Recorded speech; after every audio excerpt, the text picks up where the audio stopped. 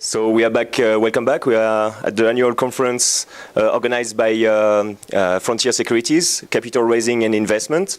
We have the chance to have John Lee, the CEO and Chairman of Prophecy, with us today. So John Lee, thanks you for joining. Oh, thank you for your time. Thanks. And just a few questions about notably the success factors that help Prophecy in outperforming during the last year.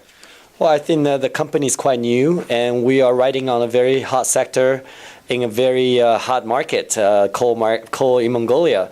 We have had some good success so far in obtaining permits in the country and commissioning a mine into production. Prophecy is only the second Canadian company in Mongolia to ever commission a mine. So I would say a combination of right timing and the right execution. Thanks.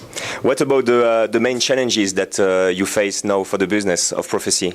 Sure. I think we've gone past the initial excitement of developing a mine into operating a mine and selling coal into the market.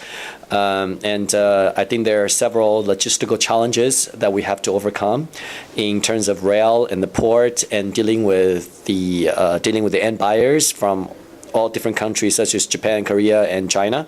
And these steps take time, and we're making good progress along the way this year so far. And what about the infrastructure? Is it a problem? Is it a problem that you face? Well, I think infrastructure is always an issue.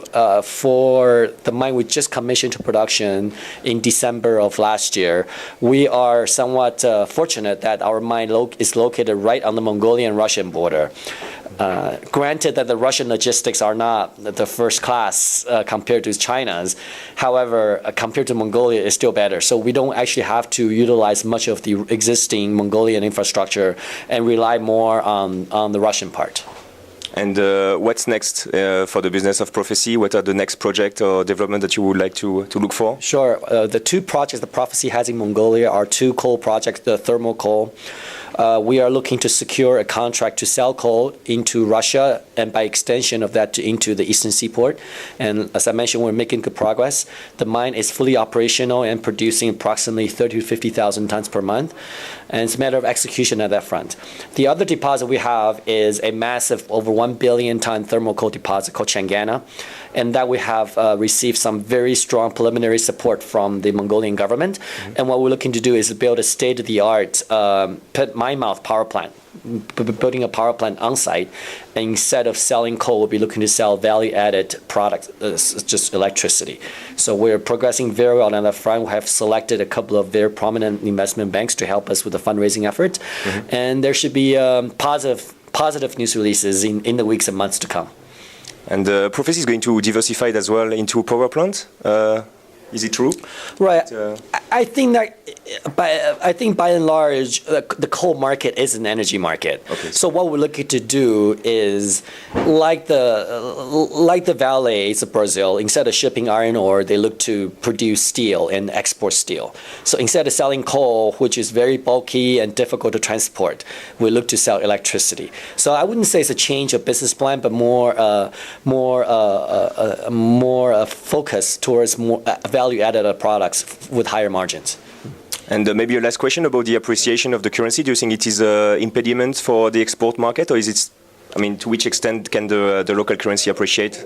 I think in terms of cost, there are several factors. The currency, it plays both ways. When you have the devaluation of the dollar, the commodity prices go up. So we enjoy higher prices for the end product. On the other side, when the dollar gets devalued, when the triggers goes up, our costs go up. I think more to the point of currency appreciation with the triggers. I think a bigger problem is with the diesel supply in the country, and which goes back to the point again we want to drive at is to want to make sure we want to make Mongolia as quickly becoming an energy independent country as quick as possible, so not to rely on the neighbors to supply the energy. And by that extent, I think Changana also makes a very good candidate for eventual coal to liquid project. And so in addition to producing electricity, which Mongolia today imports from Russia, and Mongolia is getting increasingly nervous about it, having seen what happened to the diesel situation, that hopefully one day Prophecy can also supply, in addition to electricity to the Mongolian public, that we can also convert some of our coal reserves into diesel products. So I think that diesel situation is actually more of a problem than the appreciation for the currency. Thank you, John. Yeah. I know you're on a tight schedule, so we're going to release you now, and thanks a lot. Yeah, thank you.